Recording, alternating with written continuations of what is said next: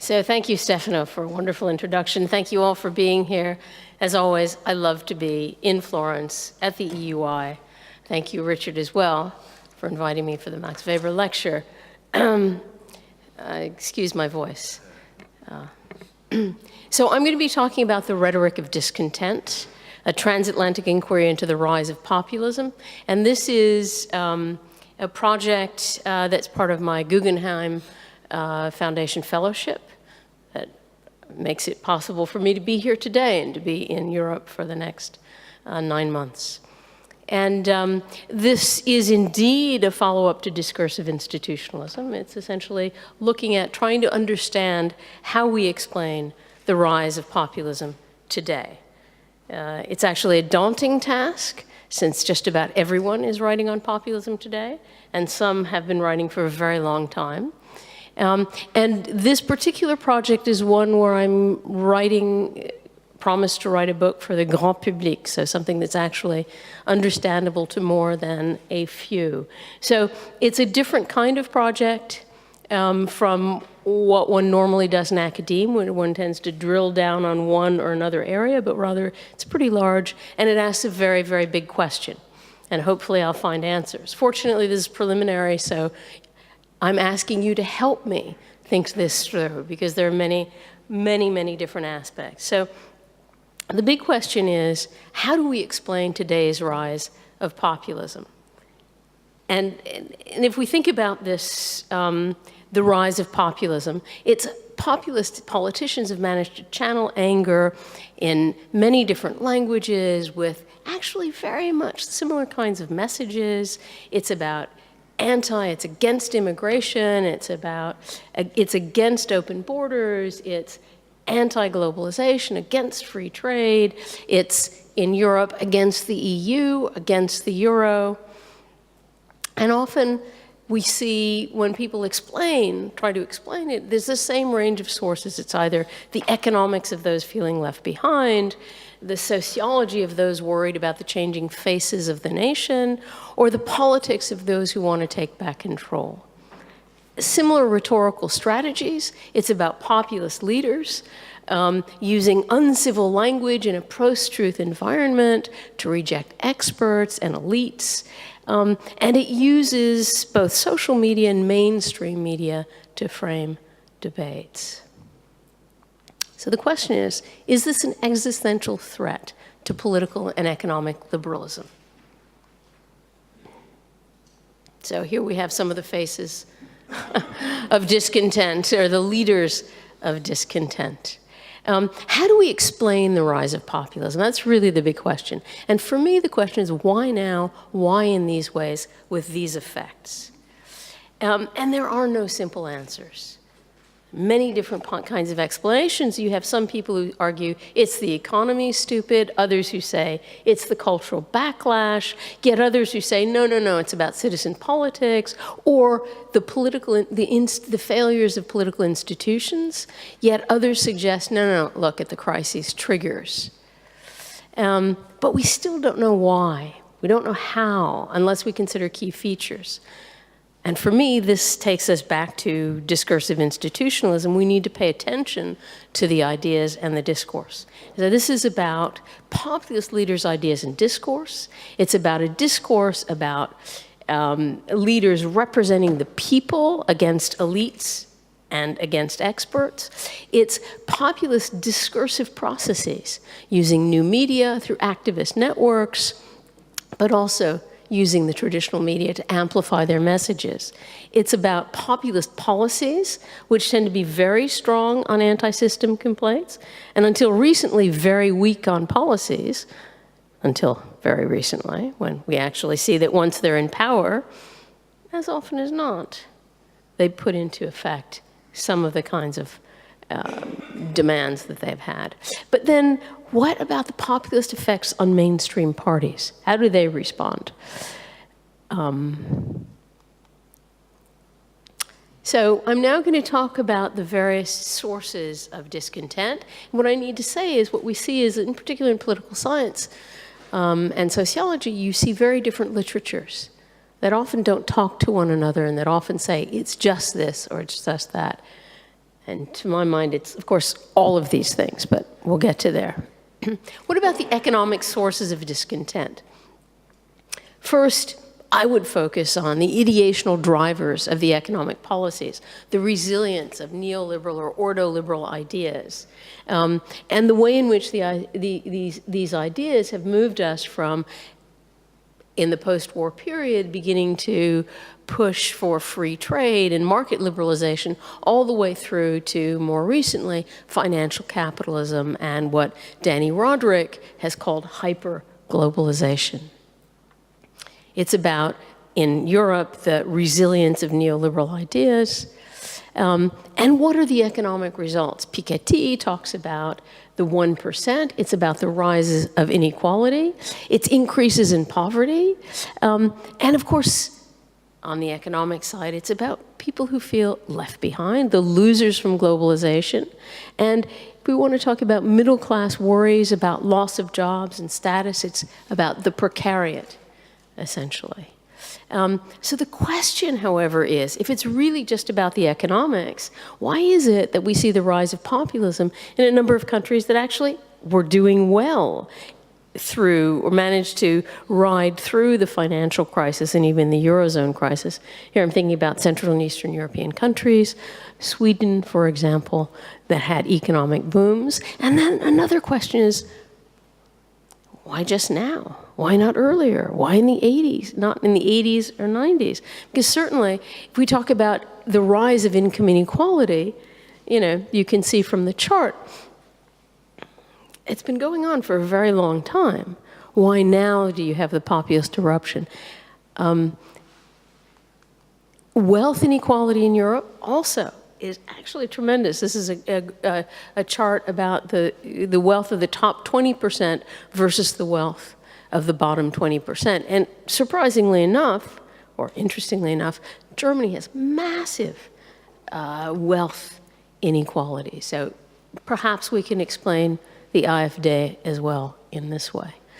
What about, economic, yes, but there's a whole other set of scholars who say, no, it's not the economics, stupid.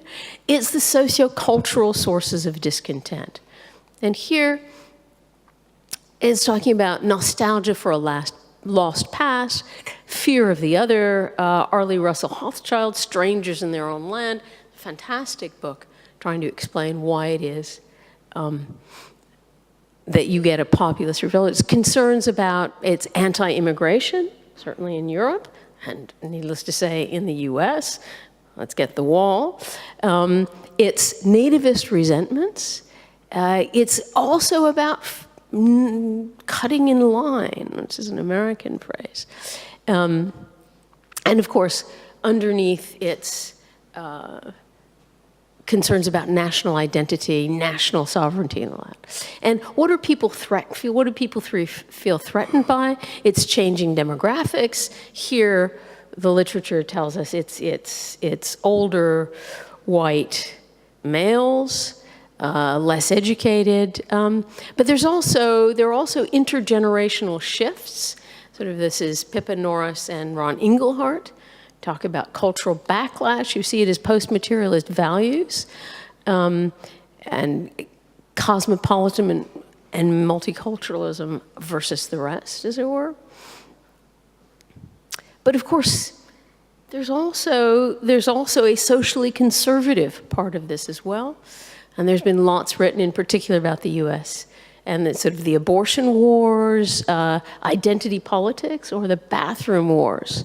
Think about transgender bathrooms in high schools and the big controversy.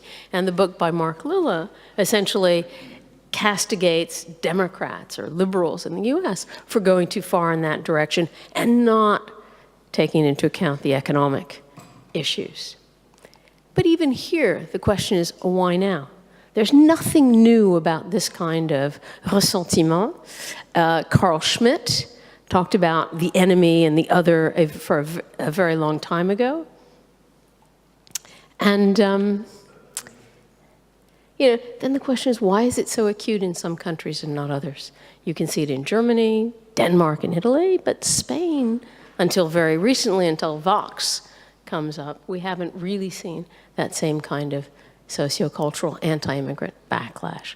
Okay, but there are yet other scholars who say, no, it's not just the economics or just the sociocultural. It's really about the politics. And for those, they're talking about the political sources of discontent. It's Make America Great Again. It's Brexit, take back control. And it's people's feeling of loss of trust, loss of control. But there are also issues of politicization. And this is for the EU. And here, I differentiate three kinds of politicization. And clearly, what we've just been talking about is politicization at the bottom. Hans-Peter Kruse from here and others have talked about cross-cutting cleavages. It's not just the right-left, but it's the cosmopolitan versus communitarian, that's Michael Zorn, or the demarcation versus integration, that's Hans-Peter Kruse and co-authors, or for Elisabeth Huge and Gary Marx, it's Galtan.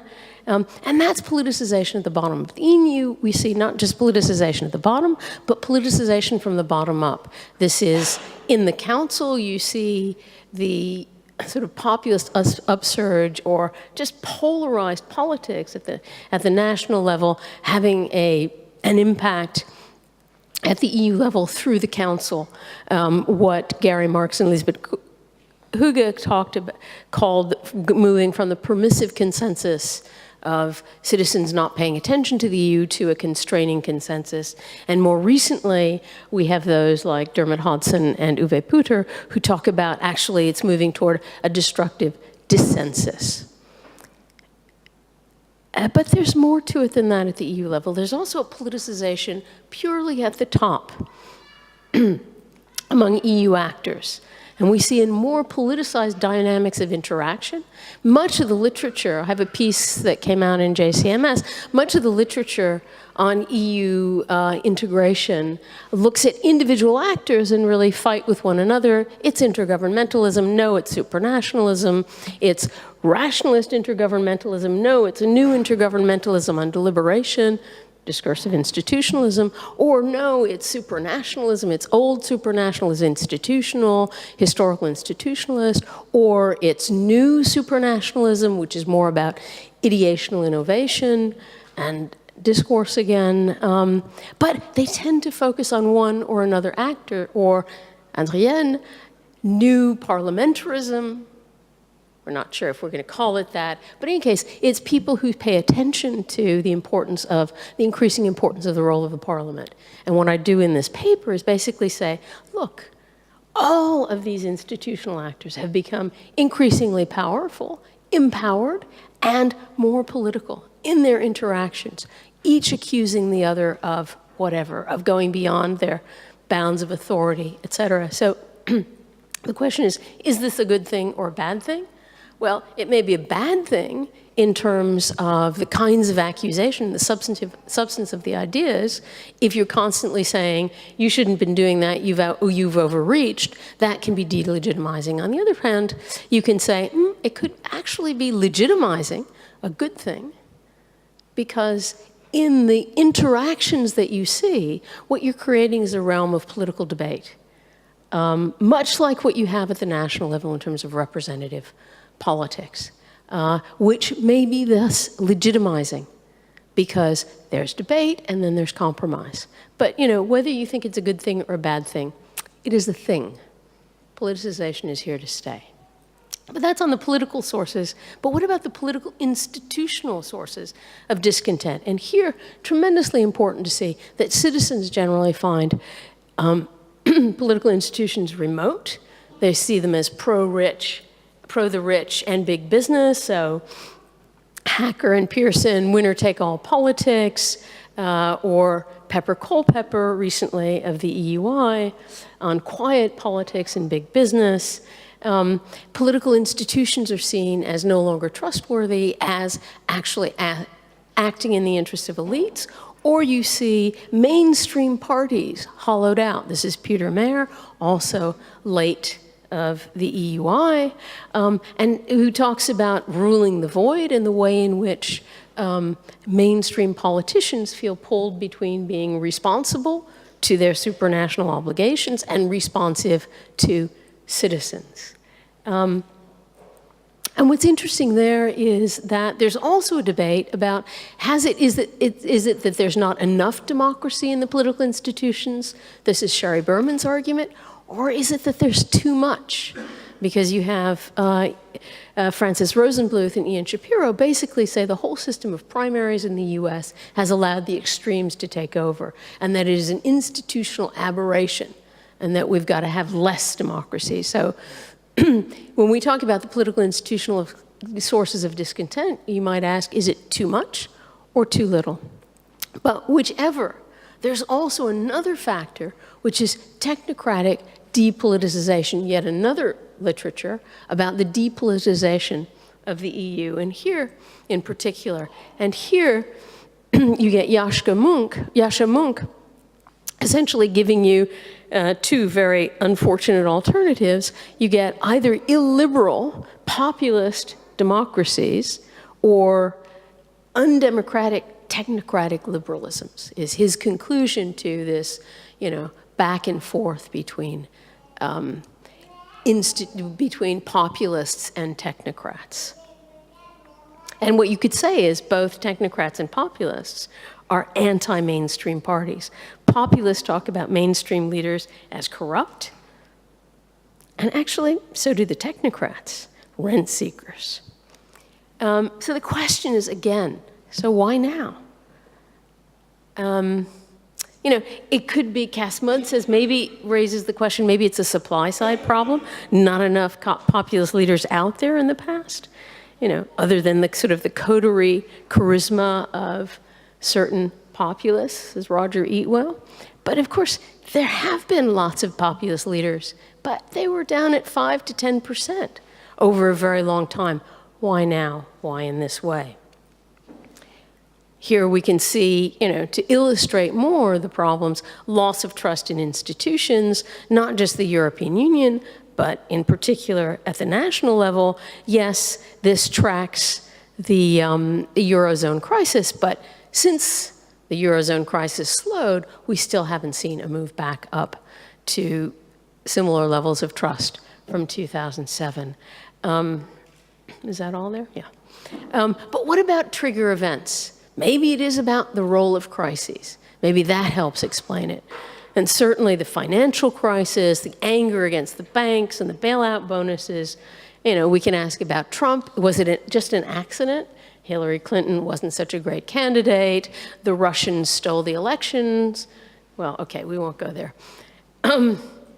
Or was it just an accident waiting to happen, given all of those sources of discontent that I've described in terms of the economics, the sociology, and the politics?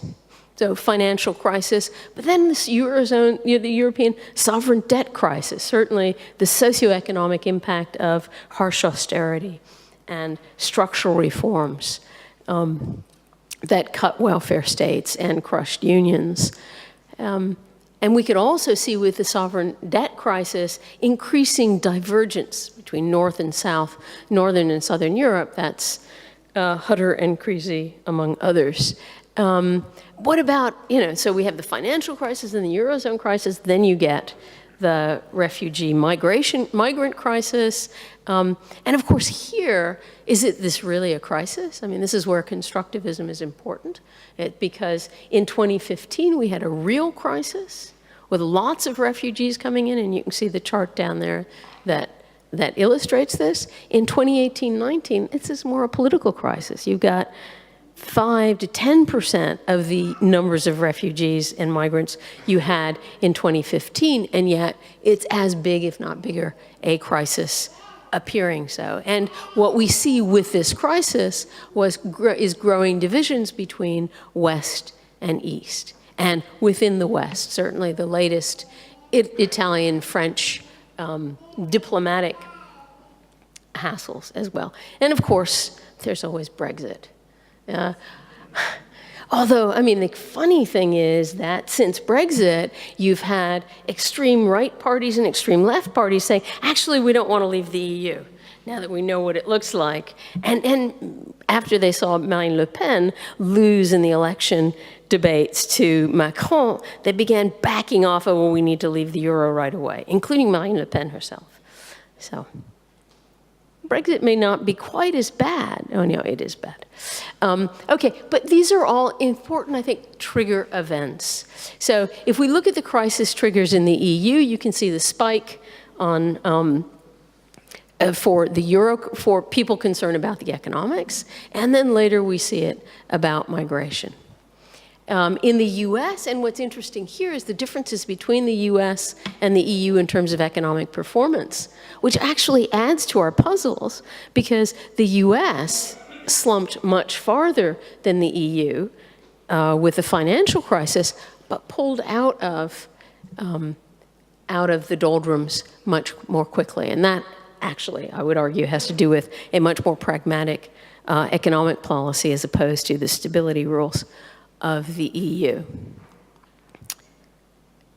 So, have you noticed that I have gone all this far talking about all of the possible reasons for populism, and I've never defined populism? And one of the problems with a large part of the literature in many different fields is they're looking at the sources, which is tremendously important, we need to know that, but they never get to the populism.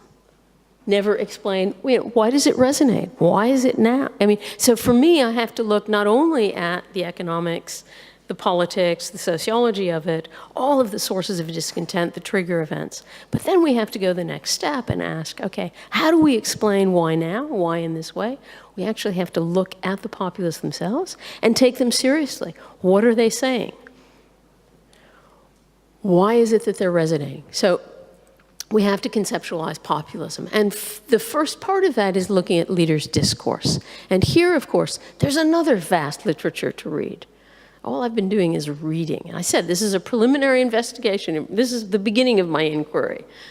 So, so here, when you look at much of the populist literature, the first thing they mention is it's about leaders' messages. It's about the style of discourse. It's appeal to the people. I, the populist leader, represent the people. I speak for the people. Well, these people, not those, but those are the people. It's about blaming corrupt elites and unfair institutions. It's saying basically, what do experts know? I noticed the recent measles vaccine crisis in Italy, but also in the US and lots of other places. It's also, the discourse is about enumerating threats to the national well-being, and it's also breaking taboos that mainstream leaders would never have been able to do without losing any kind of credibility. I mean, if you just look at everything Trump said during his campaign, it was all about breaking taboos, and we've seen it, of course, in Europe, in many countries, in many different ways as well. But so what is populism? Well, there's no one definition. But they're mostly negative and focus on the anti-elitist, anti-democratic nature. So it's Richard Hofstadter in his seminal article on the paranoid style in American politics that subsequently people say, no, that's a bit too negative.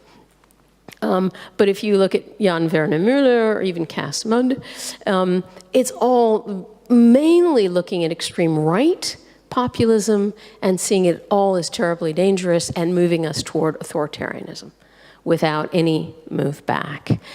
Some are not all so negative. So you get Ernesto Laclau or Chantal Mouffe talking about an empty signifier that populist leaders appeal to, and that yes, there are dangers, but this is about agonism and that there can be a positive side to populism as well.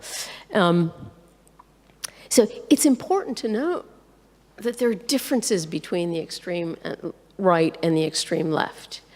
The extreme right tends to be exclusive. It is about keeping people out. It's about borders. It's anti-immigration. And the extreme left, not all, but most, or many, are much more inclusive. Think Podemos, think Syriza.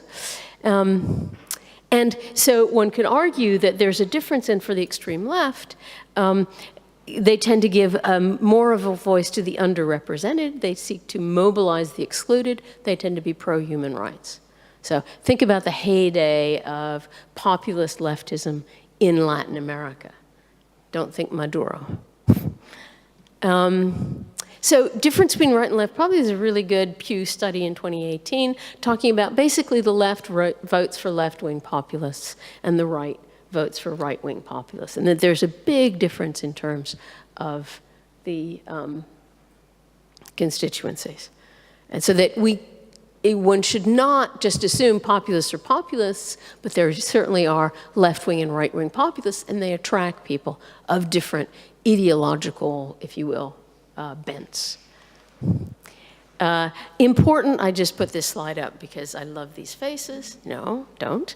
But shouldn't forget, it's not just the leaders. They don't necessarily have their ideas on their own. But another very interesting study that one could make is looking at leaders and their organic intellectuals, the people who give them ideas. Where would Trump be without Stephen Bannon, who said, after the primaries, you keep focusing on your base and don't move to the center, which is du jamais vu in the US. You always move to the center because that's how you get elected. No, he got elected by moving and staying on the extreme right. And Beppe Grillo has Casaleggio behind him, and of course now we have Di Maio, who has Casaleggio's son and Grillo behind him. And Marine Le Pen had Philippot until she lost the presidential election, in which case now he's off with his own party. I think it's called Les Patriotes. But anyway, tremendously important to see that one ought to look at the source of these ideas and the way in which they're pitched. And it's also important to recognize that these are different from country to country.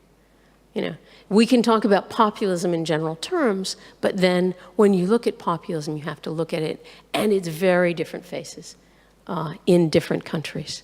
But then beyond this, not enough just to look at the leaders. There's a whole other literature as well looking at populist post-truth. So it's about language.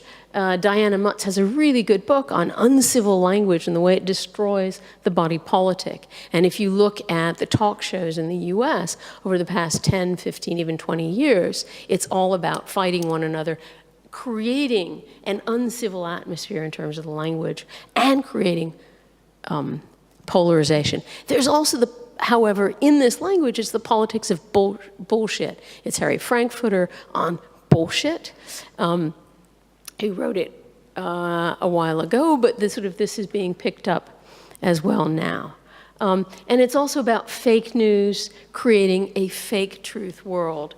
Brexit, saying that Turkey was joining the EU, something news to everyone else. But beyond language, it's against, I've mentioned this before, anti-expertise. You discredit the experts.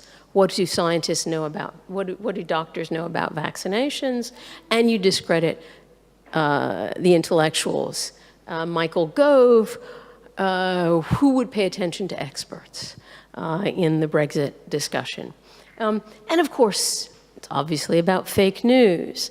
And Trump is brilliant at this, accusing mainstream outlets of fake news when he is himself creating it and disseminating his own fake news. But I think the most brilliant of such, or depressing, is Jobbik creating its own institute that disseminates fake news as real, saying this is real science. What about the psychology of populist post-truth? Again, yet another literature, and tremendously important as well. Daniel Kahneman on how much of this happened, lies and exaggerations and the framing or heuristic effect, how this affects perceptions.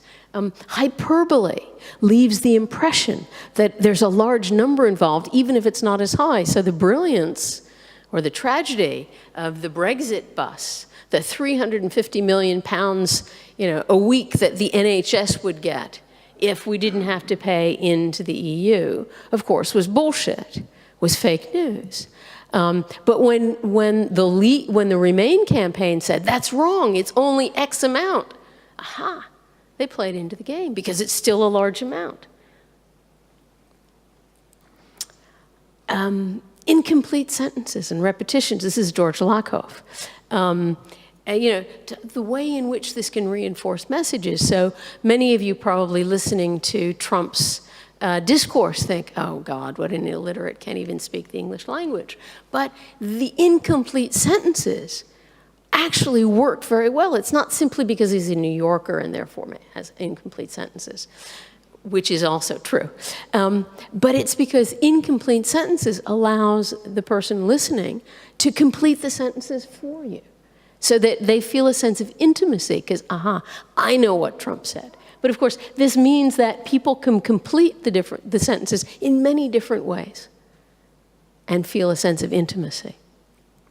But also lies, and incomplete sentences and repetition reinforces the acceptance of things that are said. So lies, even when you know that they're lies, you kind of half believe them, or they stick in your mind. So there are lots of people who've been interviewed, and then, do we know this? Yes. We know it's a lie, but they still believe it. So the psychology, and that's something we political scientists really ought to pay more attention to as well. And there's a growing literature on that, also about emotion and how it appeals. Populist visual props, and this is the Lega Nord poster, I think this was 2009, European Parliament elections, brilliant poster where it turns political correctness on its head. This is one of a Native American chief. And most of you can probably understand it. Yes, they were subject to immigration, and they too were subject to immigration, and now they're on reservations. What? This is the Lega Nord anti-immigration poster using Native Americans, the most political correct kind of, anyway. Brilliant, and what you see for lots of the populist posters, it's exactly this kind of playing with symbols that they do very well. And what you have to ask is, where are the good social democratic posters? Okay, and again, of course, the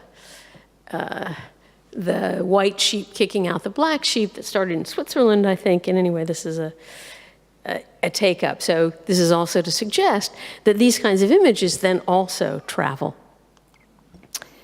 And that takes us to the next issue, which is we still can't explain the rise of populism, populist leaders, unless we look at the new social media.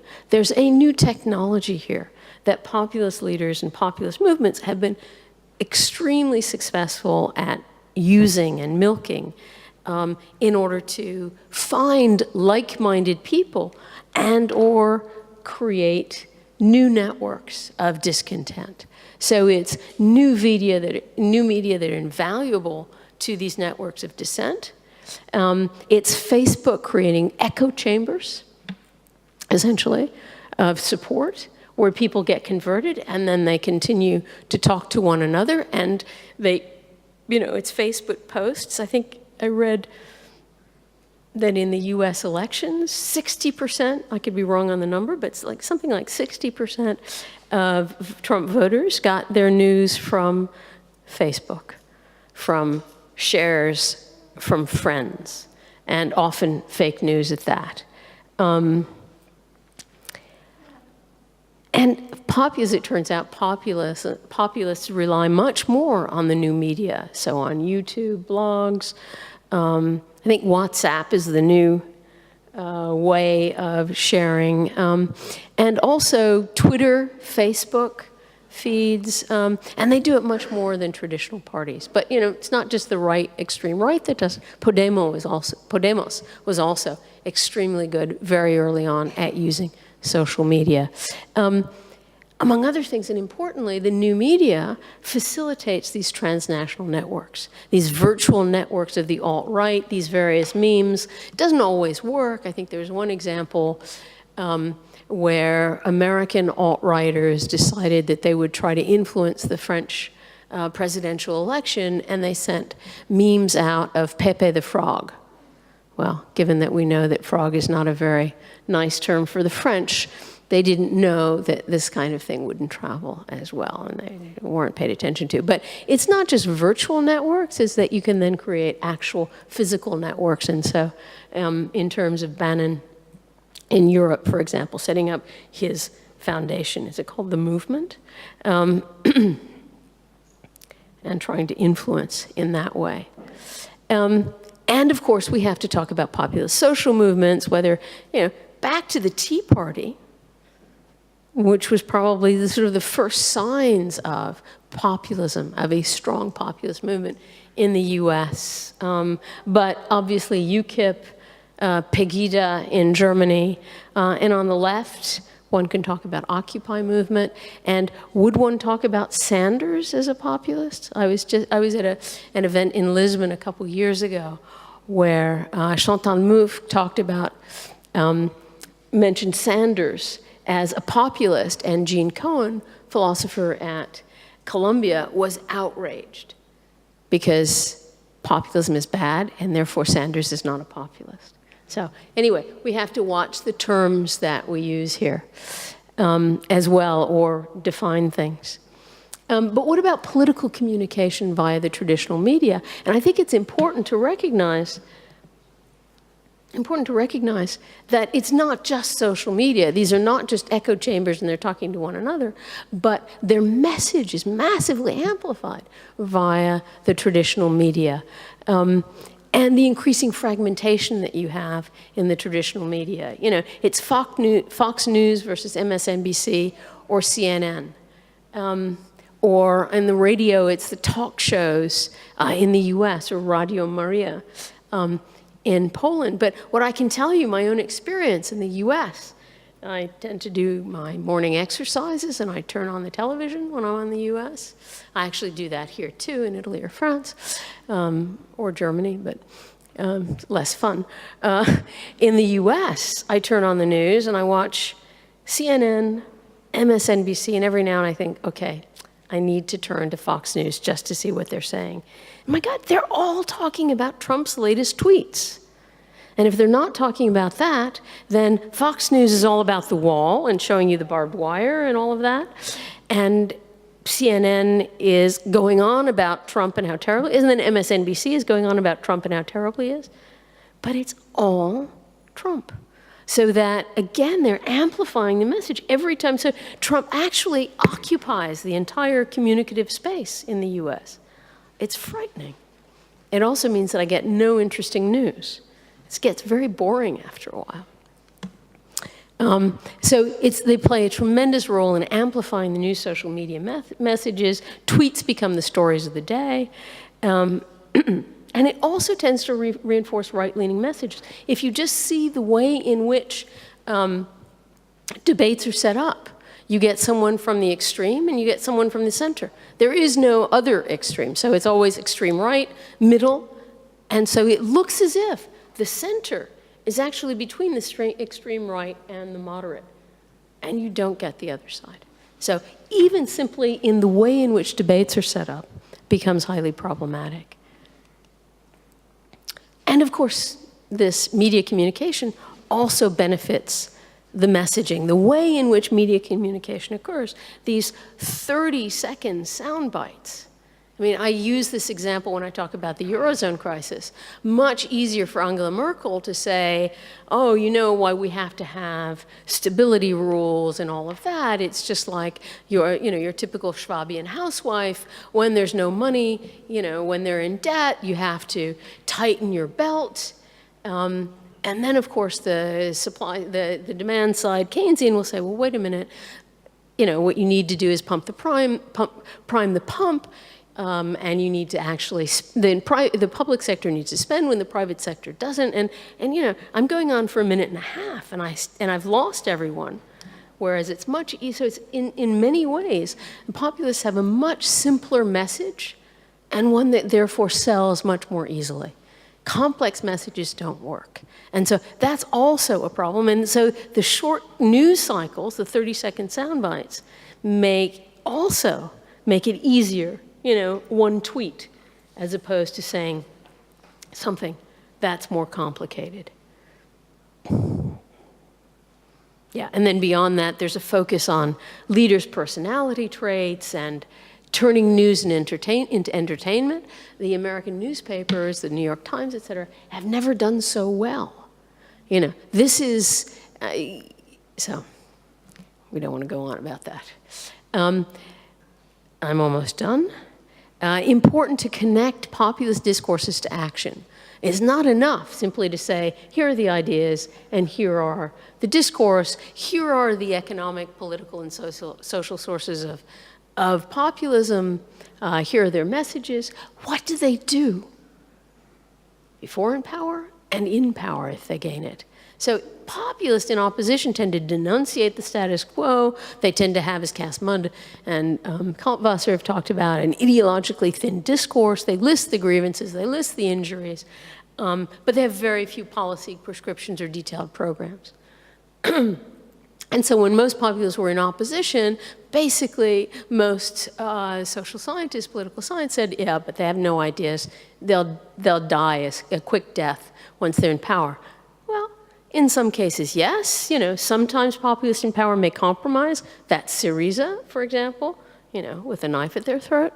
But they may not. I need not mention the populist government in Italy right now.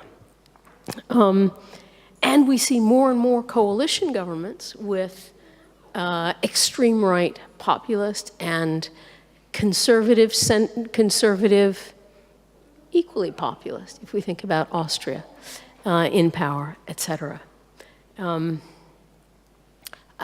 can see Hungary and Poland has probably taken us, actually Hungary in particular, but there are others in the room who can tell us more about that, have taken us much farther in the direction also of authoritarianism than others. And so what's the result? Is it, as Steve Levitsky and Daniel Ziblatt say, is it that democracies die at the hands of electist populist leaders who subvert democratic processes that brought them to power? That's really the big question. Are we at the twilight of democracy right now? That is the question. And so my conclusion is essentially, that is the question. Is this a moment of great transformation? And is it a moment toward a new illiberal paradigm with non-liberal economics, social illiberalism? Did I put social liberalism? Well, and political liberalism. Okay, yeah. Neoliberal economics, social liberalism, and political liberalism succumb to closed borders to immigrants, rising protectionism, social conservatism, and illiberal non-democracy. Is that where we're headed?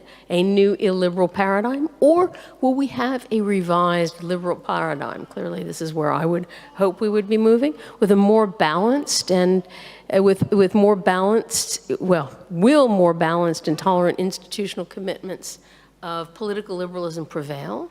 Will there be some kind of modified economic liberalism with, yes, open borders and free trade, but moderated by much more attention to those left behind?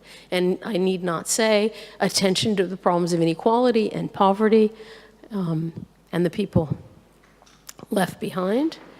And so the question for progressives really is, how do you counter the populist upsurge with innovative ideas that take us beyond neoliberal economics, but that can also help us renew democracy at the national level and provide for more egalitarian society?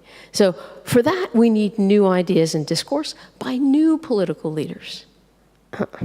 That's much more easily said than done. So with that, I leave you. Thank you.